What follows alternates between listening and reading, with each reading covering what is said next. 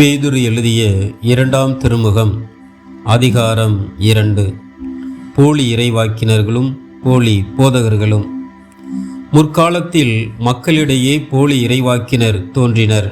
அவ்வாறே உங்களிடையேயும் போலி போதகர்கள் தோன்றுவார்கள். அவர்கள் அழிவை விளைவிக்கும் கொள்கைகளை புகுத்தி விடுவார்கள். தங்களை விலை கொடுத்து மீட்ட ஆண்டவரையும் மறுதலிப்பார்கள். விரைவில் அழிவை தம்மீது வருவித்துக் கொள்வார்கள். அவர்களுடைய காம வெறியை பலர் பின்பற்றுவார்கள். அவர்களால் உண்மை நெறி பழிப்புக்குள்ளாகும். பேராசை கொண்ட அவர்கள் கட்டுக்கதைகளை சொல்லி உங்கள் பணத்தை சுரண்டுவர்.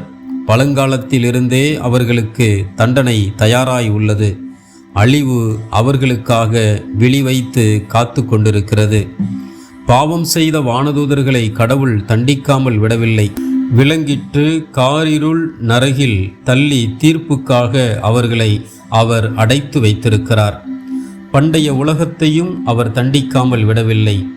நீதியை பற்றி அறிவித்து வந்த நோவா உள்பட 8 பேரை காப்பாற்றினார். இறை பற்றில்லாத உலகின் மீது அவர் வெள்ளப்பெருக்கை வருவித்தார். சோதோம் கோமோரா என்னும் நகரங்களையும் தண்டித்தார். இறைப்பற்றில்லாதோரின் அழிவு எப்படி இருக்கும் என்பதற்கு எடுத்துக்காட்டாக அவற்றை எரித்து சாம்பலாக்கினார். கட்டுப்பாடற்று காமவெறியில் உழன்றோரை கண்டு மனம் வருந்திய நேர்மையான லோத்தை விடுவித்தார். அந்த நேர்மையான மனிதர் அவர்களிடையே வாழ்ந்தபோது நாள்தோறும் அவர் கண்ட கேட்ட ஒழுங்கு மீறிய செயல்கள் அவருடைய நேர்மையான உள்ளத்தை வேதனையுறச் செய்தன. இறைப்பற்று உள்ளவர்களை சோதனையிலிருந்து விடுவிக்கவும் நேர்மையற்றவர்களை தண்டனைக்கு உள்ளாக்கி இறுதி தீர்ப்பு நாள் வரை வைத்திருக்கவும் ஆண்டவருக்கு தெரியும்.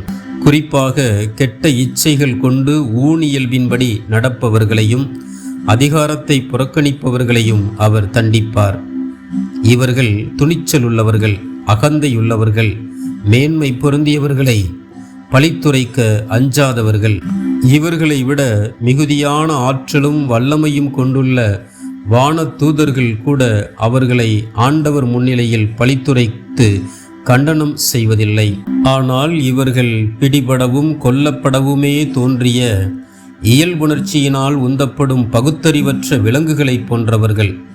தாங்கள் அறியாதவற்றை பழிக்கிறார்கள். அவ்விலங்குகள் அழிவுறுவது போலவே இவர்களும் அழிவார்கள். தாங்கள் இழைத்த தீவினைக்கு கைமாறாக தீவினையே அடைவார்கள்.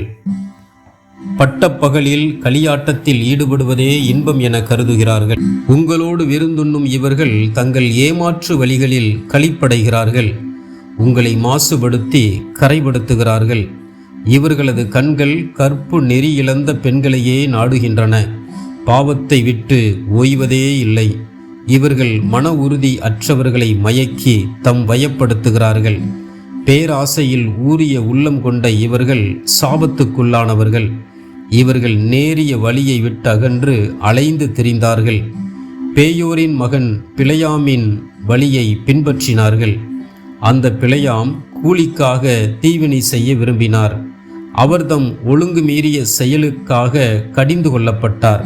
பேச இயலாத கழுதை மனித முறையில் பேசி அந்த இறைவாக்கினரின் மதிகட்ட செயலை தடுத்தது.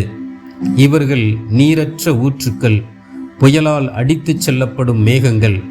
கார் இருளே இவர்களுக்காக ஒதுக்கப்பட்டுள்ளது. நெறி தவறி நடப்போரிடமிருந்து இப்போதுதான் தப்பியவர்களை இவர்கள் வரம்பு மீறி பெருமையடித்து வீண் பேச்சு பேசி ஊனியல்வின் இச்சைகளாலும் காமவெறியாலும் மயக்கி வயப்படுத்துகின்றனர்.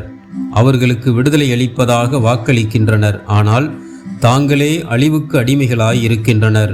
ஏனெனில் ஒவ்வொருவரும் தம்மை ஆட்கொண்டிருப்பவற்றிற்கு அடிமைகளாய் இருக்கிறார்கள்.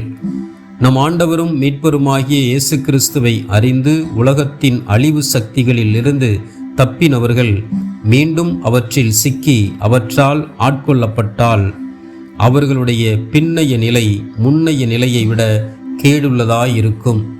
அவர்கள் நீதி நெறியை அறிந்தபின் தங்களுக்கு அருளப்பட்ட தூய கட்டளையை கடைப்பிடியாமல் விட்டு விலகுவதை விட அதை அறியாமல் இருந்திருந்தால் நலமாயிருக்கும். நாய் தான் கக்கினதை தின்ன திரும்ப வரும் என்னும் நீதிமொழி இவர்களுக்கு பொருந்தும். மேலும் பன்றியை கழுவினாலும் அது மீண்டும் சேற்றிலே புரளும் என்பதும் ஒரு நீதிமொழி.